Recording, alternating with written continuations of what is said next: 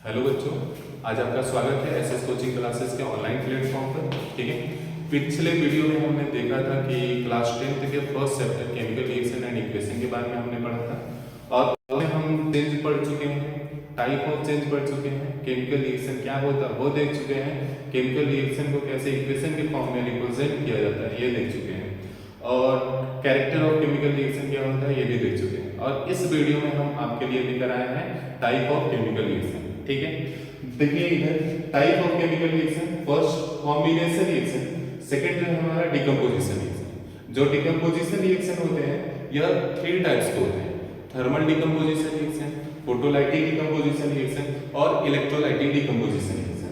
और यहाँ पे जो थर्ड केमिकल रिएक्शन है इसका नेम है displacement reaction.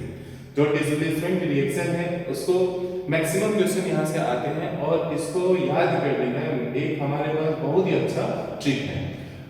Fourth number experiment double displacement reaction, fifth precipitation reaction और जब फिफ्थ रिएक्शन हम आपको बताएंगे तो उसमें आपको बताएंगे कि प्रेसिपिटेट होता क्या है। ठीक है, और six number exothermic reaction, seventh number endothermic reaction, eighth number oxidation reaction, ninth number reduction reaction, tenth number redox reaction. ठीक है, ओवरऑल हमारे पास यहाँ पे 10th केमिकल रिएक्शन यहाँ पे हमारे पास है। ठीक है, और यहाँ पे जो फर्स्ट हमारे पास केमिकल रिएक्शन स्टार्ट हम आपके लिए करने जा रहे हैं उसका नाम है कॉम्बिनेशन रिएक्शन। कॉम्बिनेशन रिएक्शन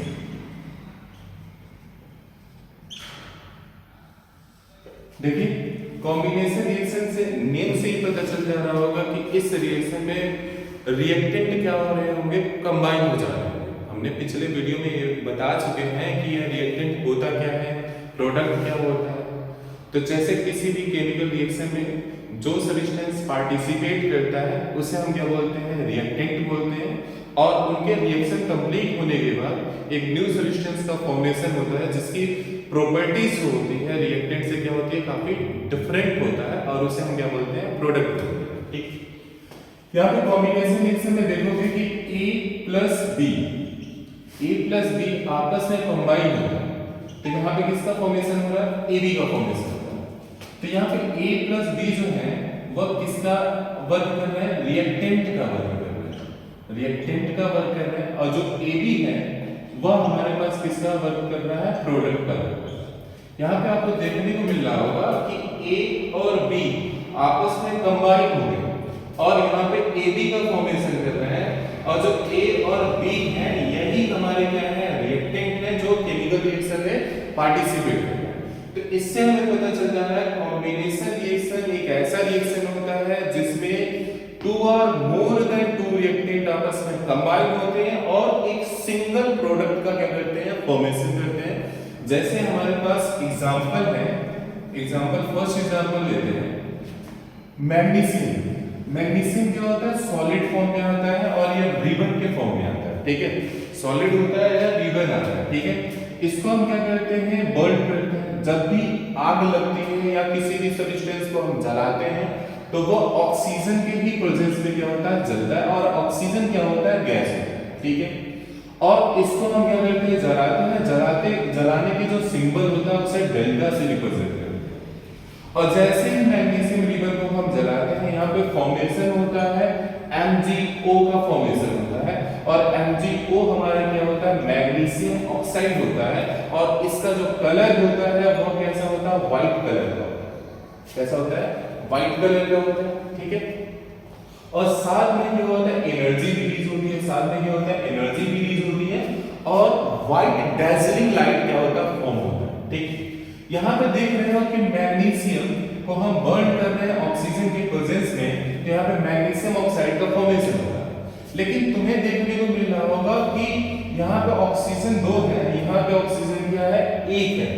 तो यहाँ पे ये जो केमिकल इक्वेशन रिप्रेजेंट किया गया है, चाहे लिखा गया है, जो भी है, ठीक है, वो बैलेंस नहीं है। और इसे हमें बैलेंस करने के लिए क्या करना पड़ता है, अलग अलग रूल को फॉलो करना पड़ता है। ठीक है, तो वो भी हम आपको लेकर आएंगे आपके लिए कि कैसे किसी भी केमिकल इक्वेशन को बैलेंस किया जाए। ठीक है, तो यहाँ पे मैग्नीशियम कितना 1 है, इस साइड में कितना 1 है। हम बैलेंस तो कर दे रहे हैं बट जब भी वीडियो पड़ेगा उसमें आपको ट्रिक बताया जाएगा बैलेंस कैसे किया जाता है।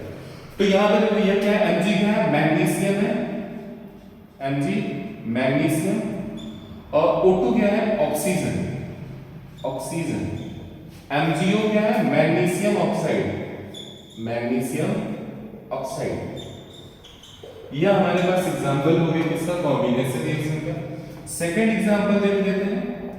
अगर हमारे पास कार्बन है तो कार्बन किस फॉर्म में होता है, सॉलिड फॉर्म में होता है, और उस कार्बन को भी हम क्या करते हैं, ऑक्सीजन के प्रोसेस पे बर्न करते हैं, ठीक है।